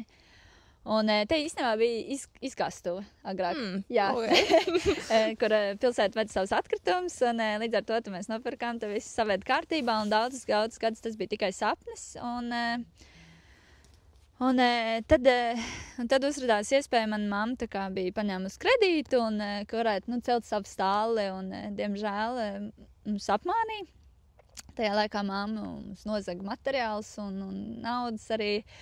Un uzcēla sāli nesanāca, un daudzus gadus stāvēja tikai pamati, bet tad mans tētis, viņš tā kā nav baigais zirga fanāts, bet viņš jau vienmēr ir ļoti atbalstījis, un viņš pārdeva daļu savu mežu un uzcēla mums stāli. Un tad mums bija arī svinīgās stāļu atklāšana, kur mēs paņēmām visas mūsu zirgus un atvedām uz šejienu, un bija sarkanās lentas griešana, un bija pasaukt vistuvākie cilvēki, un tas bija ļoti forši un trausīgi. Un man mamma tajā laikā uzdāvināja tētim vienu no zirgiem, kas viņam ļoti patika, ar sarkanu banti. Viņš bija, tā kā mašīna. Jā, tas bija viņa mīļākais zirgs. Es arī to zirgu startēju, Lavanders. Viņš joprojām ir, viņam tagad ir 21 gads un jau pensijā. Un tad mums teica daudz palīdzējis un tehnikas sapirts un visu kaut ko, un tā kā bez viņa mēs vispār nevarētu te būt. Bet viņš pats ar zirgiem viņš tā pa gabalu, jā? jā, viņš tiešām pa gabalu, jā. Viņš mums palīdz, mēs uzcēlām, celtnieku uzcēla stāli, un tad iekšā visu mēs darījām paši. Labi, cik es tur palīdzēju savos 14 gados, bet... Nokrāsot kaut ko. jā, kaut kā tā, jā, bet manis teica, mamma vakaros nāca un sita kopā bokses un durus un viss taisīja, un tā kā manis teica uz rokdarbiem, uz tehnikām, viss traktoru braukšanas, tas viss ir mums tēta, jā, bet kas attiec zirgiem un viss pārējo, tur mēs ar mammu.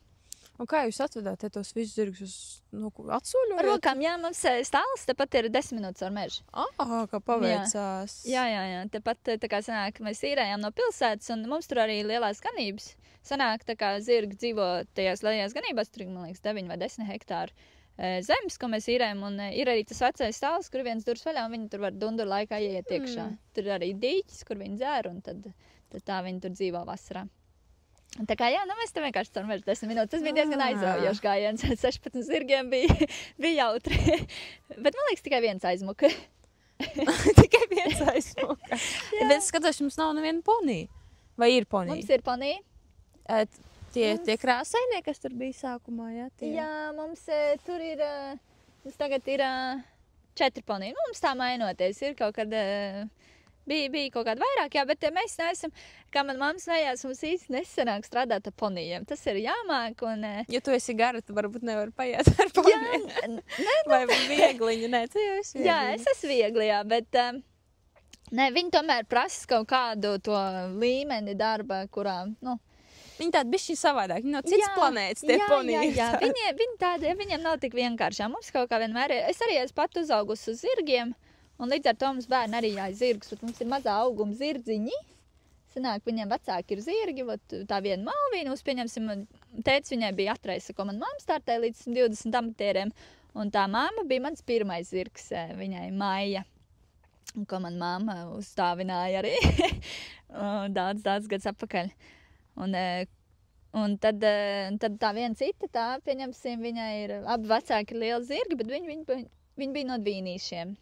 Viņa ļoti mazā auguma, jau 152 laikam, bet viņai ir Grand Prix izcelsme, bet viņa ir mazā auguma. Un tad viņai ir kumērš, tā arī.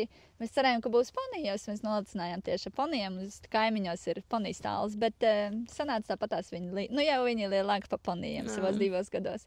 Tā kā, bet mums vispārībā te Baldonē mēs esam zirgu lielu valsts gan izvēlēt. Mums ir 10 staļi, man liekas, te apkārtnē. Wow, daudz. Jā, ļoti. Mēs sanāk te, tad uzbraucām pa kalnu augšā uzreiz ir Aiga, kur ir ponija klubs.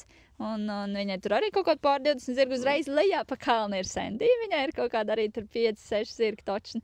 Un tad uzreiz aizceļu ir Elīnas staļi. Mēs tā esam tā kā, ļoti daudz vienā vietā, un tad mums apkārt vēl ir, es saku, un jauns stāls tepat netālu ceļās. Jūs sarunājāt visu te reizē celt? Ne, mums laikam vienkārši ļoti veiksmīga lokācija. Tā kā it kā pilsēta un Rīga ir tuvu. Tā kā arī, pieņemsim, visam bērniem. Mums arī bērni brauc no Rīgas trenēties un tā. Un tad tas viss ir tuvu. Un tad tāpatās ir ļoti tāda mierīga vieta. Kā redz, daba daudz ganības. Tā kā... Uz manēžu te kaut kur nav apkārt, ne? Kur tev aizsoļot, vai nav nevienam stālītim te manēžu? Mums sanāk tagad, mēs agrāk braucām uz kaut kādām citām manēžām, kas bija Pierīgā, bet tagad mums noveicās Danielijus Gutkaus, kas nopirka vienu no šeit staļiem, kas ir 7 km attālumā. Viņiem ir neliela manēža, tad mēs braukāsim pie viņiem pa ziemu, jā. Arī sanāk, kā reiz pie trenera braukšas trenēties manēžā. Tā kā mums ļoti forši, ka viņi tur nopirka. Tagad 2 gadus, laikam, kā tur ir ievākušies. Un līdz ar to mums ērti, ka viņam ir trenēt ērti pie manis braukt, un tad mēs varēsim pie viņam uz manēžu braukāt. Bet tā agrāk mēs braucām tur uz Peipašiem, arī bija stāls, un tur vairs nav tagad. Un tā mēģinam, bet ziemā nav viegli trenēties. Ziemā nav viegli. Bet kaut kā jau tiekat galā. Es zinu, jūs arī sacensības kādreiz rīkojat. Es biju pirms kādiem 7-8 gadiem šeit sacensībām. Jā, mēs mēģinām reizi gadā rīkot bērnu sacensības. Gan mūsu bērniem, gan tur jaunzirgiem, gan tāpatās kaimiņu stāļi sabrauc. Šogad gan mēs nerīkojām, nesaņēmāmies, bet jā, mums patīk reizi gadā, kāpēc gan ne. Jā. Daudz kā kontaktiem, tādas sarunas, viss kaut kāds arī, tā kā mēs runājam, aizbrauc uz mačiem, tur to un to parunā, un tad kaut kādas idejas par to, kā strādāt, kā ko, paši klienti, tā arī tie kontakti rodas. Jā, šajā sportveidā, man liekas, svarīgi ir reāli tie kontakti, tā kā, jo tu nevari viens neko izdarīt, tev vai komandu reāli, Jā, tā tas ir, komanda, jā, visādas, daudz aspektu. Jo katrs jau savādāk kaut ko dara to zirgu, un no katra tur kaut ko pamācīties. Tieši tā. Labāk, jā. Tāpat jāšanas stili jau arī ļoti dažādi. Un kā zirgs trenēt, pieņemsim tādu cilvēku, kur uzskat, tev ir tas jauns zirgs, un viņam ir jālec 5-gadniekus savā kategorijā, 6-gadniekus savā kategorijā un 7-gadniekus savā kategorijā. Un tad ir citi, kur pieņemsim uzskat, viņam vispār nav tie jālec. Tas ir ļoti, ja tu gribi zirgu pārdot, viņam ir jālec pēc savu vecumu grupas. Pieņemsim, bieži vien, ja tu gribi kaut kur tādiem vairāk, tur nezinu, Holanda, Beļģija pārdot tos zirgus, viņiem vienmēr ir, kāpēc 6-gadnieks nelec savu vecumu kategoriju. Viņiem tā kā tas liekas neiespējami, kā tas var būt, ka zirgs nav gatavots nevesels vai kaut kas tieši tā, veselība uzreiz sāks veselības problēmas, kaut kādas problēmas jāšanā, vēl kaut kas, bet viņi nesaprot, ka mums, pieņemsim, Latvijā nav vienkārši jātnieki, kas viņi varēja laicīgi ieiet. Vai vienalga kaut kāda tāda aspekta. Un tad viņi, pieņemsim, nesaprot tādas lietas. Un viņiem ir tā, ka zirgam ir jāiet pēc savas vecuma kategorijas, un tas ir pilnīgi normāli. Es pieņemsim, ja tu gribi zirgu pārdot, viņam ir jāiet tās vecuma kategorijās, jo tad viņam cena, protams, ir labāka nekā tam zirgam, kurš kavē to savu, jo tu nekad nezini, vai viņš tiks līdz tam savai vecuma kategorijai. Pieņemsim, ja savam sportam es, pieņemsim, neuzskatu, ka zirgam ir jāiet pēc tā. Tu vari jebkurā brīdī vienalga dabūt viņus to vajadzīgu augstumu. Jā, tā kā teici, ka tev 7 gados tas zirdziņš. Jā, man liekas arī tā kā, es pēc vieglatlētikas skatos, ja tu tam bērnam riktīgi ātri uzdzen to visu, protams, viņš ātri var sasniegt savus mērķus, bet viņam pēc tam ļoti ātri traumas kaut kādas sākās. Jā, tieši tā. Tieši tā, daudz arī ir zirgi, pieņemsim, ir tādi, kur, ja tu redzi, ir tādi jātnieki, kur lec 4-gadnieks visu sezonu, 5-gadnieks visu sezonu, 6-gadnieks, 7-gadnieks viņš ir pārdedzis, jā. Viņi paliek neakurāti, neuzmanīgi tādi, vai viņam sākās kaut kāds, tāds stoikošanās pie laukuma vai kaut kāds, viņi vienkārši pārdeg tie zirgi ļoti ātri. Tad ir jāskatās, vai tu vari lekt tās vecuma kategorijas, pieņemsim, nelekt visas mačus visu sezonu. Ja tu kaut kad brīvi vai kaut ko izlaid, nebrauc arī. Ir tādi, kur brauc, nezinu, Latvijā lec visus čempionātus, tad brauc uz Audruvīm katru mēnesi un tad brīnās, ka tas zirgs vairs negrib lekt. Sajūg prātā, viņš taču jauns un viņam gribās pusties un dzīvoties. Cik bieži viņiem vajadzētu vispār dot tādas tā kā brīvdienas? Tu vari izlaist pļavā, ka viņi paši padzīvojās, vai kurā sezonā to labāk darīt? Tā? Mēs pieņemsim, es dodu parasti atpūtu pāris nedēļas ziemā. Visbiežāk, kas sūdīgs laiks, kaut kāda tur ledus saks vai kaut kas. Bet tu vari arī, pieņemsim, lieliem sporta zirgiem, es nedodu tādas pavisam brīvdienas. Es tur nezinu, 3 reizes nedēļā viņas pajāju. Pavizinos. Reāli neko tādu, bet vienkārši, ja viņiem tā enerģija paliek tik daudz, ka viņi paliek bišķiņ, traumējoši sev. Pieņemsim, man visi zirgi dzīvo ārā. Pa dienu visi sporta zirgi, viņi visi iet ārā. Es uzskatu no tiem, kuram zirgam ir jākustās, viņam ir jādzīvot savu normālu dzīvi. Mums arī visi vaisas ērzeļi iet ārā pusdienu. Pusdienu viņi dzīvo ārā, čadlers rekustāv, un tagad viņš nav vēl. Bet tur tajā aplociņā ar lentītēm viņi tur stāv zālītē ērzeļi. Mums ir 3 ērzeļi tagad. Un arī viņiem ir jāiet ārā un jādzīvojas un jāvārtās. Un jādzīvo savu normālu sporta zirgu dzīvi. Tā kā man tas liekas, sporta zirgam varbūt pusdienu, jo viņiem tomēr ir jābūt tai enerģijai, bišķiņi ir jākrājās. Ja viņš visu dienu pieņems nostāvēs plus 30 grādos, tad nevar gaidīt, ka viņš izleks 130 maršrutu. Pēc tam viņam vienkārši nebūs tik daudz tā spēka, bet pusdienu obligāti, bet tās pauzes, es tā kā reizes gadā, pieņemsim, sanāk arī kaut kad, nezinu, tur vasaras laikā 2 nedēļas pieņemsim nelecis tikai pastrādā, tā. Bet, kas attiec uz amatieru zirgiem, mums visi iet kaut kādu mēnesi viņam brīvu. 3 līdz mēnesis.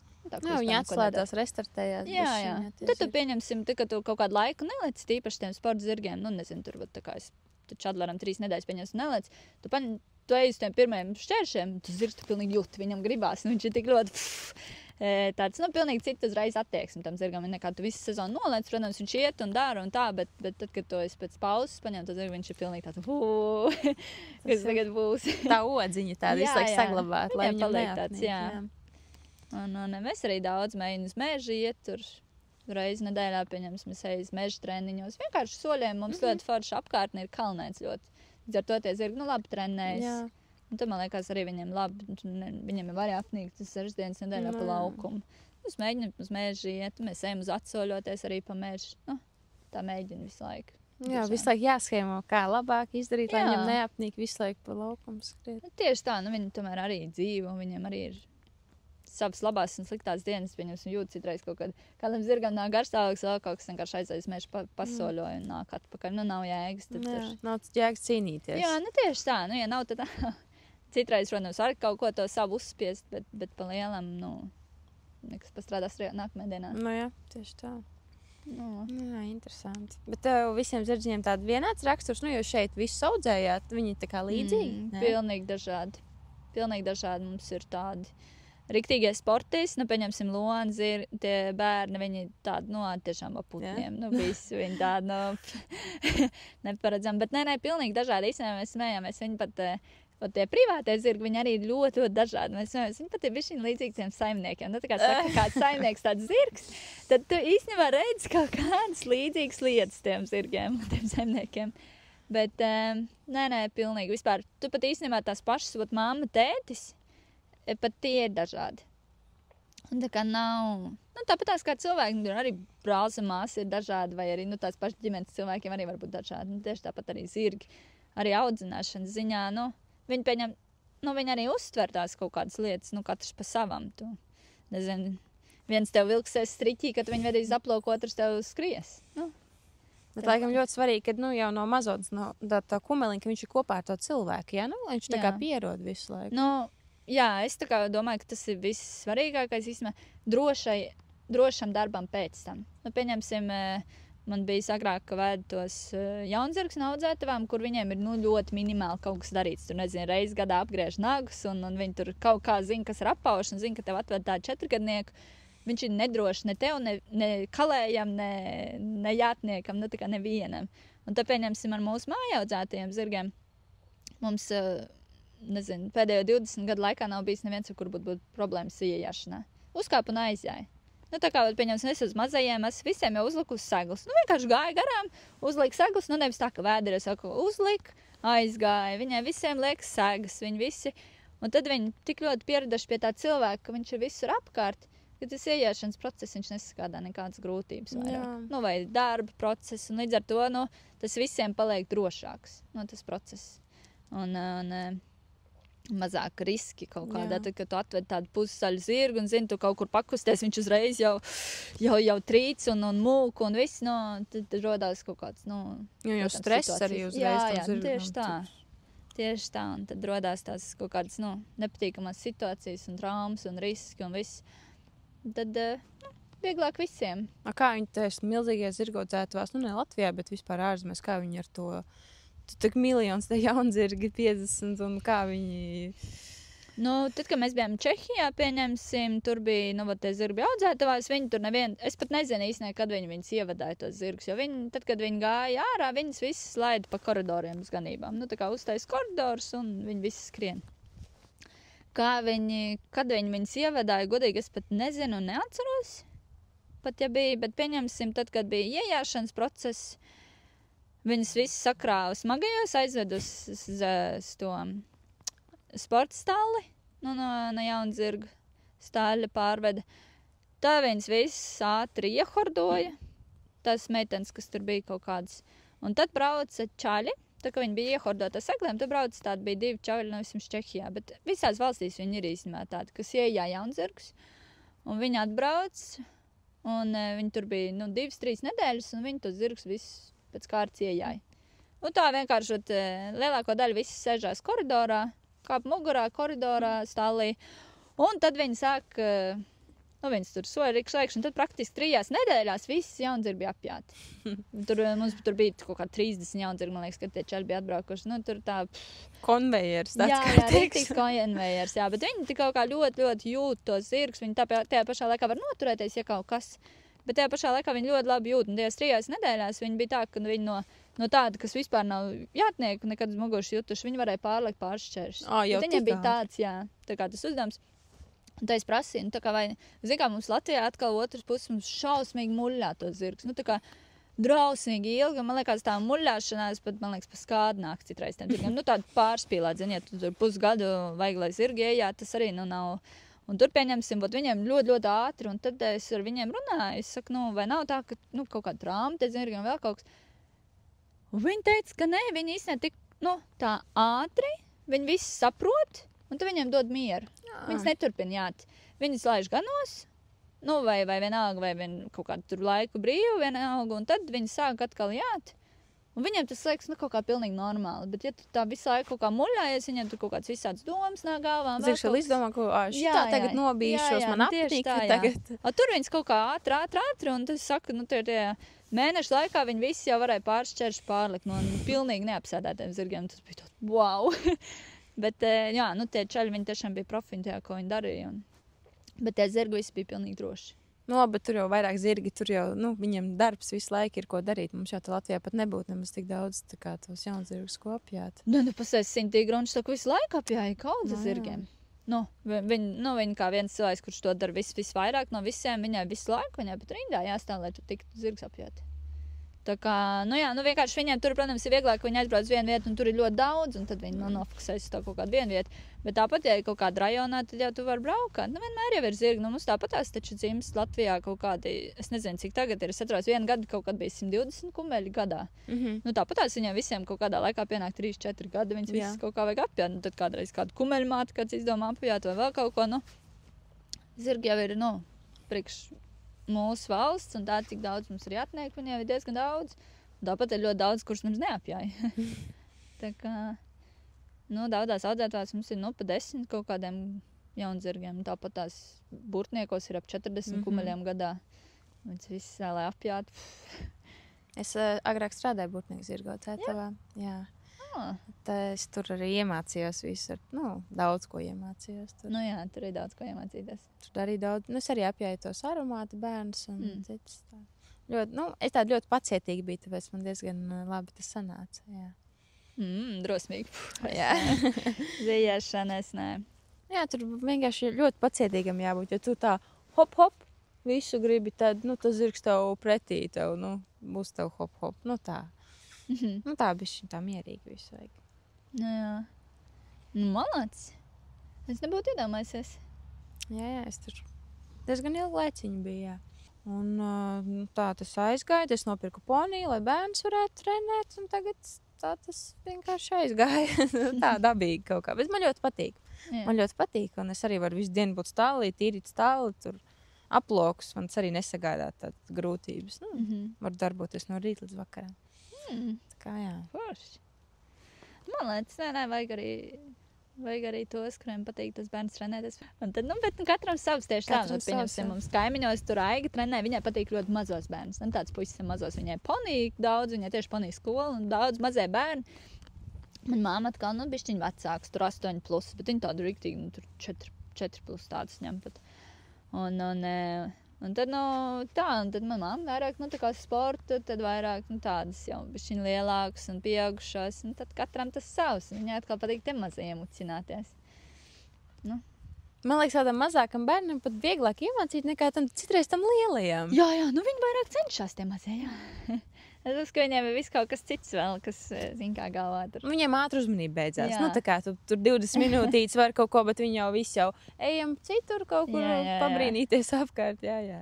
Mēs tāpēc pieņemsim, ka mums tāda mazieta, mēs parasti pajāja pa laukam, tad iet pa mežu. Jā. Viņiem mežā tad arī interesanti. Vai jums Inčkalnā ir vispār mežs, kur aiziet? Jā, ir. Pāri ceļiem, tur, kad iebrauc Inčkalnā, pāri ceļiem, tur, tas ir viņa īpašums viss. Tur var iet staigāties mierīgi, jā. Ir. Tad labi. Jā, nav arī baigā kustība tur tās šosēs. Jā, pāriet pāri vienkārši un viss. Jums jau arī tie ceļš blakām. Bet mēs neejam to pusi, mēs pilsēt neejam. Tur kaut kur? Jā, mums sanāk, tur ir meža ceļš, un tad tur var aiziet uz kaut kādiem. Tagad daudz, kur ir, agrāk mums bija ļoti forši meža ceļi, tagad visur ir gruntovkas samests. Tad ir grūti. Var aiziet, bet ir kaut kāds gabals, ko iet. Un tad pilsētā tur nevar kakāt. Tad mēs mēģinām neiet vispār. Vai tad jābrauc jāsavāc, bet nezinu, kā tad ir tā traki. Labi, ka nav stālī, tā kā varbūt. Jā, bišķiņa kaut kurā izbrauc ārpusē. Nav tā, ka kad es stālī, tad vienmēr ir kaut kas, ko... Kaut ko vajag izdarīt, jā. Mums ir tā kā šitā māja, viņa taisa festivālu. Katru gadu viņš tāds, kā viņas kaut kādu mums cilvēku teica, tā kā retrīts. ka tur visu to dabu bez alkohola, nu tāda vat it kā jaunieši, bet viss tāds, tur gan koncerti, gan visādas tur meditācijas un visādas cīņas un viss kaut kas 3-4 dienas viņi te. Un tieši telšpilsētiņa un tad, 200 cilvēkiem, man liekas, bija šogad. Un tad viņiem tur ir tas festivāls, un tad man māma bija aizgājusi uz elpošanas tādu praktiku. Elpošana ļoti labi vispār, to vajag ikvienam tādu uzdevumu elpošanas. Tas baigi veselīgi. Es arī reiz pārstāju elpoju, ka es startēju. Un tad tur bija tāda, telts, kur viņiem tur nodarbojās tieši tā sanāk. Un man māma saka, viņa tā kā, tur bija aizvar acis, tur ieelpo, viņa saka, viņa atver acis. Viņa ierauga, ka te kaut kas stallī notiek, kam nevajadzētu būt. Viņa saka, viņa uzreiz domā, kurš varētu būt stallī un kas te varētu kaut ko darīt. Viņa saka, nākamā reize aizver acis, atver acis. Viņa saka, zirgs skraidīja. Viņa saka, viņa uzreiz, vai kāds ir izskrējis. Un tad viņa nosēs, viņa saka, vispār nepadomā. Viņa saka, vajadzēja pagriezties ar muguru uz šo pusi. Viņa saka, viņa kā atver acis, uzreiz viss ir stallī. Un tad es iedomājos, bet ja tu dzīvo stallī, tad arī noteikti, kaut kur kaut kas, viss tev uzreiz, jāiet, jādara, tā. Tu vispār nevar atslābināties, tā tu vismaz izbrauc 2 kilometrus no tejienes. Jā, tieši tā, un tad ir tāds, ir jau kaut kādas lietas, kuras pašas pa sevi var, kuras var tikt galā viss, Un tā, ja tā kāds tālī ir, tad mēs vajag nezinām, tad, mierīgi sev dzīvojies, tā. Vēl bija, kā tu var sportu, vai tu vēl papildus kaut ko vingroku, kāds vingrinājumus vai skrieni? Nē, es nesportoju, bet man ļoti vajadzētu. Pilnīgi noteikti visiem vajag, bet ņemot vērā mūsu darba dienu, mēs esam stāvlī 7 no rīta. Labi, tev tā ikdiena ļoti aktīva. Tad mēs esam līdz 2. Tad mēs braucam mājās pusdienās, un ap 4-5 mēs braucam atpakaļ, un esam te ziemas laikā līdz 8 un vasaras laikā līdz 10.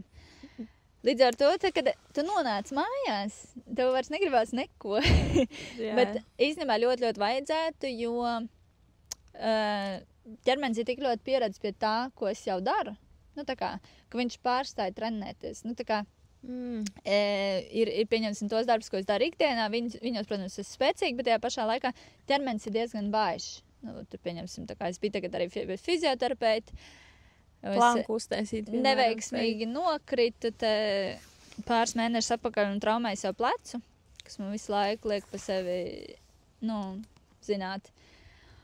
Un tu man teici, ka man jāaiziet pie fizioterapeits, un es aizgāju, un tu viņa teica, ļoti vājas lapstiņas, un tur vēl kaut kas, un tu vēderpresi, tās lietas, kas ir pārāk maz trenētas. Un, protams, priekš jāšanas tā vēderpresi ir labi, bet pieņemsim, ja es turētu sev vēl labāk, man būtu vieglāk noturēties lielajos lecienos. Un tas prasa treniņu, tāpat kā man tas plecs tagad vajadzētu, viņu trenēt, jo, lai tur nerodās problēmas. Bet jā, es saku, tad, kad es nonāku mājās, es negribu vairs neko. Tas tik ļoti nogurs fiziski un emocionāli, ka es ļoti gribēju sākt gan zāliet, gan, pieņemsim, skriet. Man ļoti patīk skriet, bet jā. Tu varbūt būtu labs skrējējs. Jā, skolas laikā es labi skrēju. Man gargabali labi gāja. Es nebiju ātra, bet garai gabali mierīgi. Uz gariem gabaliem jau nevajag būt ātri. Jā, vajag tikai skriet. Izturība, jā, tas labi skrēja. Man māma arī sportoja agrāk, viņa vieglatlētikā bija. Ļoti labi sportoja, bet jā, tad bija vai vieglatlētika vai zirga, tad bija protams, zirga. Jā. Tā kā. Bet vajadzētu, jā, noteikti visiem. Galvenais jau to vēderpresi un to muguru, jo tas satur mums visu korpusu kopā. Jā. Ja nav, tad mums sāk sāpēt mugura, pat galva sāk sāpēt. Tieši tā, jā. Vai pieņemsim ar to muguru arī, man tā kā nav baigi problēmas tagad bijušas, bet biju kaut kādu laiku, es biju vēl jauns, nezinu, kaut kādu 17 gadu laikam, un brauc viens vācietis, viņš, zirgs audzēja Latvijā arī. Un tad es, kaut kā, un es teicu, man drāsīgi sāp, jostas vieta aizmugurē. Un tad viņš man pateica, viņš pateica viņš savādāk, bet tā doma tāda, ka, ka sēž ar dibeni pārāk daudz uz aizmuguru un izliec to muguru. Okay. Jā. Un tad viņš teica, ka tā muguras sāpes rodas no tā, ka es tik drausīgi izlieku uz to muguru. Jā. Un tad bija tā, ka tev ir gurniem jābūt ir zem sevis. Un tā kā, ka tu šeit šo vietu iztaisno. Un tā kā mēs vienmēr sakam, šo vietu uz aizmuguru un dibens zem sevis. Un tikai es pārstāju teikt to muguru, man arī pārstāja muguru sāpēt. Uzreiz. Tā kā tāda viena lieta, un tad es vienmēr pie tā arī pieturos. Arī mūsu savs jātnieks vienmēr dzenājam, ka vienmēr visiem gribās, tā kā šādi iztaisnoties. Bet ir jāievelk vēders un un tad muguras aizmuguru, un tad arī muguru nesāp. Kā tā bija tāda lieta. Nu, bet arī atkal viens cilvēks atbrauc, ieraudzīja un izlaboja. It kā tāda maza lietiņa, bet tā palīdzēja. Jā, tieši tā, es tā mocījos ar muguru, man drausmīgi sāpēja, un tu zini, ka tu esi jauns, un tev muguru sāp, un likās drausmas, ko es darīšu vecumdienās. Un kā es sāku iet normāli, tā man līdz šim dienām nav sāpējuši. Nu, ir kaut kāds, protams, traumas visu laiku, bet citādi pat pa sevi muguru man nav sāpējuši. Nu jā. Varbūt arī labi segli, tas jau arī, un zirgi labi, ērti zirgi.